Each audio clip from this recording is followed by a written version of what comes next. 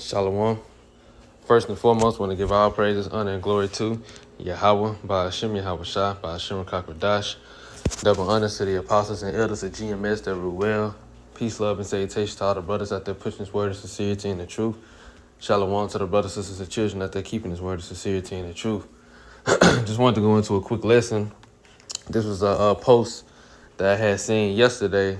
I screenshotted it from the brothers, or one. I forgot who page it was now, but it was one of the brothers from YouTube. And I know other brothers can attest to this of all ages, but especially me myself, I can relate to this as myself. It says men with no kids and no marriage plans are the fastest growing demographic. It says nearly 63% of men under 30 are single and many aren't actively looking. He's not settling down and he's not alone. Men with no kids and no marriage plans are now one of the fastest growing U.S. demographics. And this is 100% true because I see it all the time. And, as many brothers as well as myself know, we are living proof to this as well, because a lot of Israelite men and men in general, of all the of 12 tribes, but also too the other nations that's over here in Babylon the Great, these women are so far gone to the left that men have given up the whole ideal of finding a wife, marriage, and even children. Of course, us in this truth, if it happens, and Yahweh Shema shall allow it, the Lord allowed that to happen, you to have a child, you have children, or whatever the case may be. And that's a blessing, But at the same time, for other men, it might not happen. Like, for the rest of us or some other brothers, the Lord is reserving us for that privilege and honor, because it's a privilege and honor to have children. It's a blessing for later on, in the future. And a lot of us don't even have the mindset to have it on this side because, first and foremost, this is a wicked kingdom. And trying to raise a child in this wicked kingdom is already a difficult task in itself. Then you have to bring the mix of the woman's children, this man with all these different jabs and things they try to do to your child is too much. It's a lot that you will have to go through and deal with. Not to mention, we know Jacob's trouble is on the way. So we're not actively trying to, repopulate at this moment. But like I said, if the Lord does it, then the Lord wanted you to have them. And the Lord will take care of you, because there has to be situations where families get saved. There has to be situations where men, women, and children be saved. In order for men, women, and children to be saved, that's of the elect. That means children has to be had, with said women. So it's not like having children at this time is a curse or you got to worry about Jacob's trouble. No, the Lord said he's going to deliver his elect, and that consists of men, women, and children. But for the most part, men are not concerned with trying to have children. And the main reason is because these Western women are not compatible. They are not wife material. They are not mother material. They're really not good for anything other than just sex. Just being honest. And that's why so many men are focused on themselves and focused on building their own legacy, building their own selves up, and just doing what they need to do. But us in this truth, we know that, doing so, we know the scriptures, Isaiah 4:1. We know the scriptures about the man being the most precious, more precious than fine gold, and the man being the hiding place. We know these things. So we sitting back, we're not even worried about it. When that time comes, the Lord is going to pair up the women that needs to be with the men, need to be with brothers. But on the flip side, just wanted to add to it, because it's a bittersweet world, because like for example, we see a lot of these women complaining about not having men, they lonely, this, that, and the third. Well, that's more so for the women being emotional. They know in their spirit that they are messed up, they not right, and the way they've been living is not right. You know, they ultimately, these women, they know that they've been off, they're not living right, and they know they're not supposed to be alone, and they know they're supposed to have children. That's why a lot of them make videos crying that they in their late 30s or early 40s or about to be in their 40s, and they don't have no children. You know, because they know that everything is not right. Women are supposed to have children young. You know, there is no have fun when you're young and then have children later. That's a wicked mindset. And that comes from being over here in Babylon the Great. You know, women are supposed to have children when they are young. And you have fun, but not the type of fun that America promotes or this Western world through its mindset and these ideologies promote.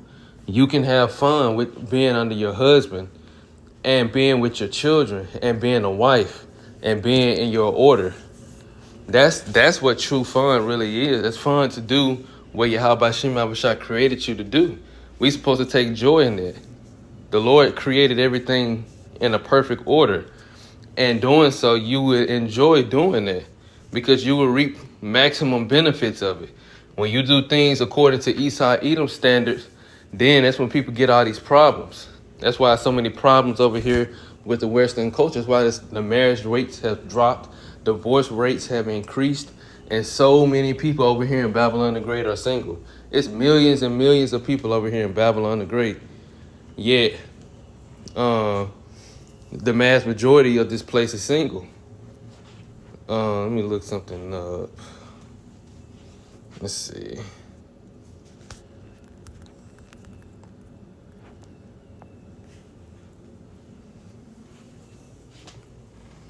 It says, so the estimated population of the United States is approximately 342 million. So about 342 million people, more or less, is in the United States. And that's nowhere near, because it's 8 bit. Let me see. It says it's roughly about 8.2 billion people in the world. And let me see if they give me anything about that. It might not give me nothing. It says approximately 127 million adults, or nearly 40% of the U.S. population, are single. This includes those who have never been married, as well as those who are divorced, widowed, or separated. So it give you a, and then look at this. It says never married, 67%, which it give you a roughly estimated, which it can't say more or less, but it's not included boyfriend and girlfriends or nothing like that. So it's around 40% of the U.S. population, which is more than that. It's actually way more than that. But the point is, the mass percentage of Babylon the Great is single. People are not getting married, or people are not staying together. And that's all because of this devil, you know? It's all because of this Western culture. So, going back to what I was saying, just like I said, it's a bittersweet world, you know, because ultimately we know, us in this truth, we know that this is not how things are supposed to be. You know, the Lord created man and woman to be together, which I'm going to read this first. It says, this is Sirach 7:7, surely oppression maketh a wise man mad, and a gift destroyeth the heart. And I'm going to go into that word oppression, which one of the forms of oppression is extortion. And this is how Esau Edom runs and ultimately gains control of many different things in his kingdom by extorting the people, not only monetarily, but with knowledge too. Let's look up that word extortion. It says the practice of obtaining something, especially money, through force or threats. You know, and this is how Esau Edom runs his country, and he puts people in positions, and he seeks out those who he can manipulate to do the same thing to people, to do that, to extort the people.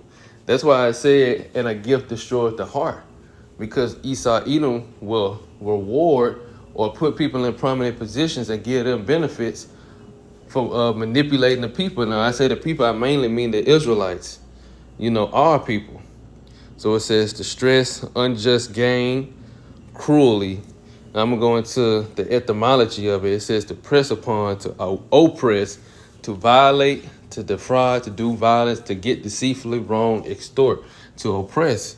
And one of the ways this man has oppressed us is by turning our families, destroying our families, destroying the mindset of our women and men, but especially the women, to the point to where we can't even establish families anymore. Having a nuclear family with a man and a wife together, the husband and the wife together, and them raising the children together in the perfect order. She under the man, following his lead and being his peace, and they're both raising the children like that. That's almost non-existent. It's rare. And I know a lot of people, especially for myself, a lot of women, pretty much just about every woman I talked to or dated, or dealt with in this, in this current life, every woman I pretty much dealt with never had her father in her life. And most of it was because the father left the wife, or, left a mother, or wasn't with the mother, or however the case may have been. He might have been locked up, or the father had passed away. So for the most part, most of these women, they've been raised by their mothers. And their mothers, whoever their mother was dealing with, but never their father. And like I said, it's only maybe like one or two where the father actually passed away. But the rest, the father just wasn't in the life. So the nuclear family, and then when I tell, because I come from a nuclear family. My father and my mother was together, kept me and my sibling together. So me coming from that's a whole different experience. And that's something that they don't even experience. So you couple women who've never had the nuclear family structure on top of being indoctrinated with feminism and this Western culture. Man, that's disastrous. And that's what we see to this day. So a part of it being bittersweet because you can't find any, which, like I said, men are not looking anymore. They're not actively looking. But at a point in time, you couldn't find a compatible woman to deal with. And then if you were to find, when you out here looking for women, or you wanted to deal with a woman or whatever the case may have been, she already been with 7, 8, 9, 10 dudes in the last year. In the last year, she already been through 7, 8, 9, or 10 dudes within that past year. Not to mention how many dudes she done been with in her whole lifetime. She got a whole roster of men she done already been with and dealt with before she got to you. So now you got to weave through all that. She already got experiences on how these other dudes done dealt with her. So now when you come in, you got to jump through all these hoops, and she trying to pick it and watch every single thing because now she thinks she experienced. Like, it's too much to have to deal with. That's part of the reason why the men are single. But like I said, all of this is oppressive. Because at a point in time, the Edomite man didn't have to deal with this. This mainly was affecting the Israelite woman. And that's why, the so-called black woman has been affected the most. And this is why, because oppression maketh a wise man. Man, this Esau Edom has taken the control of the minds of our women, So to press upon, to be exploited. He exploited them, just like he did with Eve. Let's get the word exploited. It says to make full use of and derive benefit from a resource, or to use a situation or a person in an unfair or selfish way.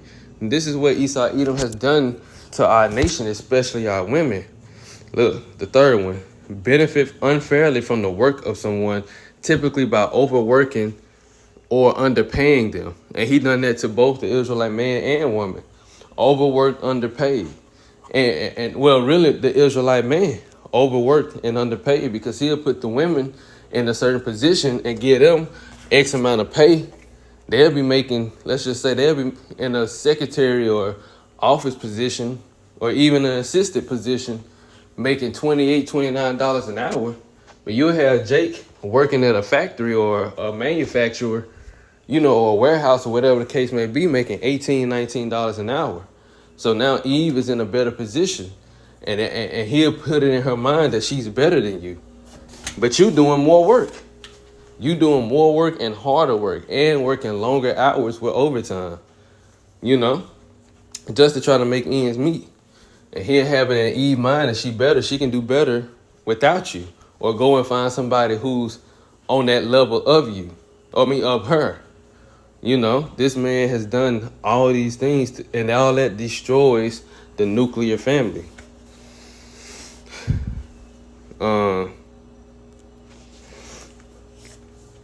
To strive, to contend, to quarrel.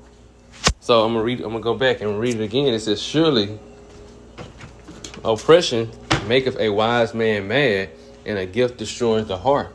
And Esau Edom has destroyed the nuclear family. So like you said, that's why a lot of men are better off being single.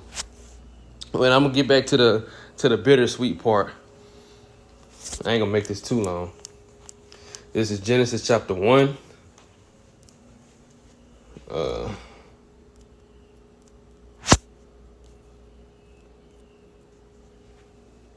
It must be chapter 2. This is Genesis chapter 2.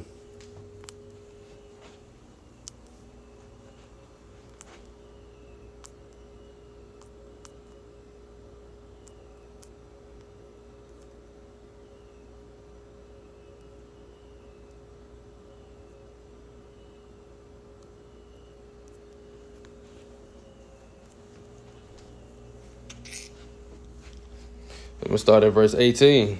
This is Genesis chapter 2 and 18, AMP. Now the Lord God said, Yahweh Shem Yahushua is this, Yahweh Shem Yahushua said, it is not good, beneficial for the man to be alone. I will make him a helper, one who balances him, a counterpart who is suitable. I hate when I do that. Who is suitable, like his opposite, and complementary for him. They're not made like this over here in Babylon the Great. Because within ourselves as men, this is what we want. A woman who balances, who helps us. Because why does it say balance? Well, what does it mean by balance? We're the masculine. Men, we're masculine. We need that feminine side from women. We need that femininity from women. That's what balances. It balances the family. It balances the man as well, because a man is being, we're dealing with we take the brunt of what this world has to throw at us, or what we have, what this world, what we have to do in this world to survive. The man takes the brunt of it, but that man also needs a balance for himself as well.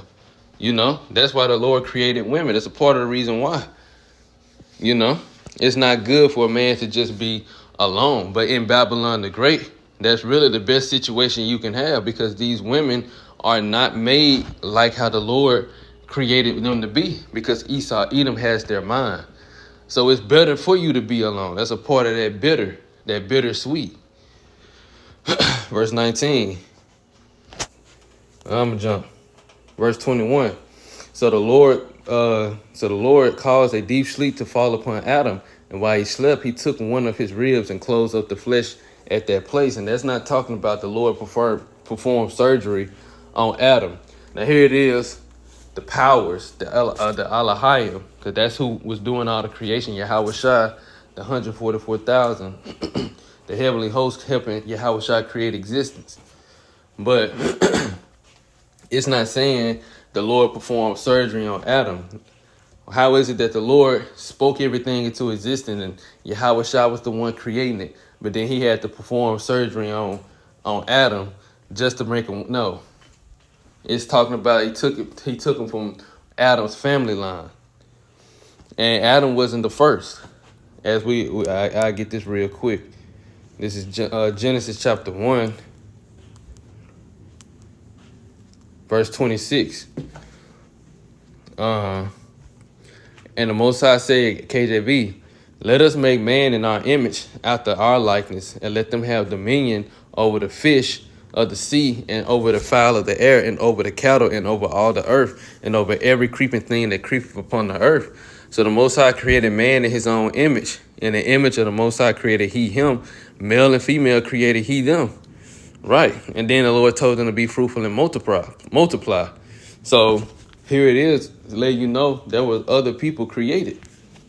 So when you get to Genesis chapter 2, going back down, verse 21, AMP, it says, the Lord caused the deep sleep to fall upon Adam, and while he slept, he took one of his ribs and closed up the flesh thereof at that place. So the Lord took somebody from Adam's family line. It says, in the rib which the Lord had taken from the man, he made fashion formed into a woman, and he brought her and presented her to the man. Right. So it's not saying the Lord made a woman out of Adam's out of Adam's rib, and then he gave it to her. He took her from his family line. That rib going into your flesh.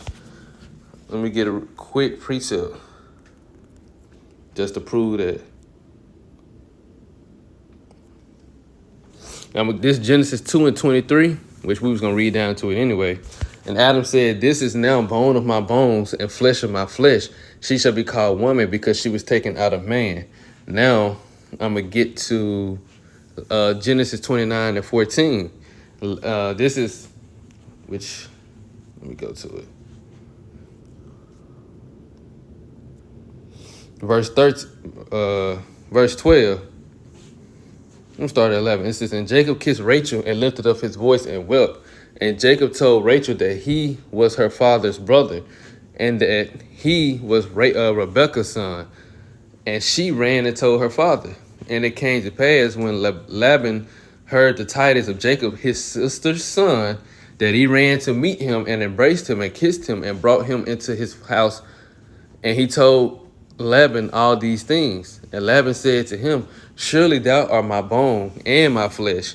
And he abode with him the space of a month. So he said he was his bone and his flesh, meaning you are my family, you my people, because that was Rebekah's brother.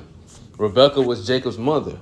So going back to Genesis chapter 2, the rib is just going into his family. Verse 23, AMP. Then Adam said, this is not bone of my bones and flesh of my flesh. She from my family. She should be called woman because she was taken out of man. For this reason, a man shall leave his father and his mother and shall be joined to his wife, and they shall come one flesh. And the man and his wife were both naked and were not embarrassed or ashamed or embarrassed. Right. So like I said, they should be one flesh. So that's the point. They should cleave to each other and be one flesh. So that's how it's supposed to be. A man and a woman were created to be together. And that's how it's going to be in the kingdom of heaven. But being on this side in Babylon the Great, it's better for the man to ultimately be alone. Or if you deal with women, it's better to deal with women either of the northern tribes or deal with women outside of, deal with the heathen women. That's really your best bet because the mass majority of the so-called black women are gone. And the only ones that's going to be delivered are the ones that the Lord has returned from that mindset, who's ultimately of the elect. That's the only ones who the Lord is going to save and deliver. The rest of them, the mass majority of them are gone. So like I said, it's a bittersweet because, us as men and us being in this truth, we would like things to be how they supposed to be. So yeah, you would want to have your women, not just one woman, because a man can love more than one woman. A woman truly can only love one man, but a man can love more than one woman. He's not bound to the same intensity of emotions that a woman is bound to. He can deal with more than one woman and still have love for all of them. But it's a bittersweet because you want things to be how we love women and we want things to be how they supposed to be. You probably have a certain woman or had a certain woman that you dealt with, that you was close to, that you truly had that love for, that you wanted to make it, or whatever the case may be, or just in general, you know. And also too, being on your own, you have to you basically have to watch for yourself. You gotta take care of yourself, which that ain't nothing wrong with that. You know, we supposed to be able to do that anyway. But some of the things, like I said, it's not good for a man to be alone. The role, the responsibilities that a woman were created to do to help benefit the man, you don't receive those benefits on this side, you know. So it's a bitter, it's bitter, but it's also sweet because we know what's to come, you know, and we know that being in this situation, you ultimately have peace, and you're not dealing with all the hardship that a lot of men are having to deal with from dealing with these women. So I guess I get it. I guess I ended with this.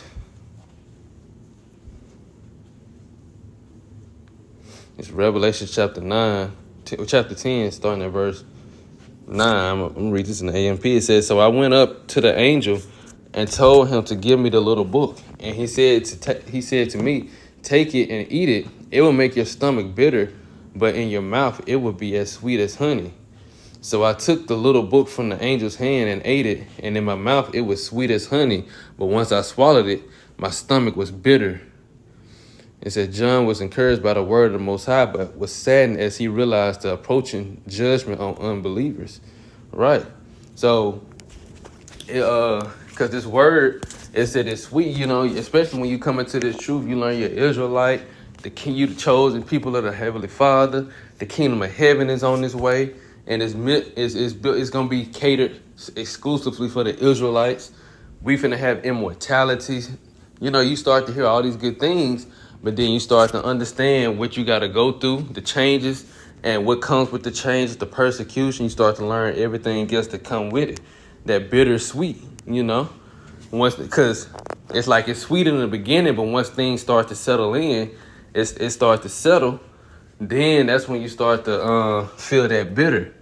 So once you start to understand and get a little bit deeper and have to go through things, then just like the little book had to go through the mouth and get to the stomach, once you start going through things, then you start to understand how bitter it really is. And a part of it, especially something that a lot of men, not every man, but a lot of men have experienced in this truth, was losing your woman and being in a position where you got to be on your own, you know, and not have one. But it's all for the benefit and all hope for salvation, you know. So it is a bittersweet thing. But Lord will is an edifying lesson, you know. I want to keep going on and on about the same thing. But Lord will is the edifying lesson. I want to give all praises, honor, and glory to Yahweh, by Hashem Yahushua, by Hashem Kakwadash. Double honors to the apostles and elders of GMS that rule well. Peace, love, and salutation to all the brothers out there pushing this word of sincerity and the truth. Shalom to the brothers, sisters, and the children out there keeping this word of sincerity and the truth. Until next time, shalom.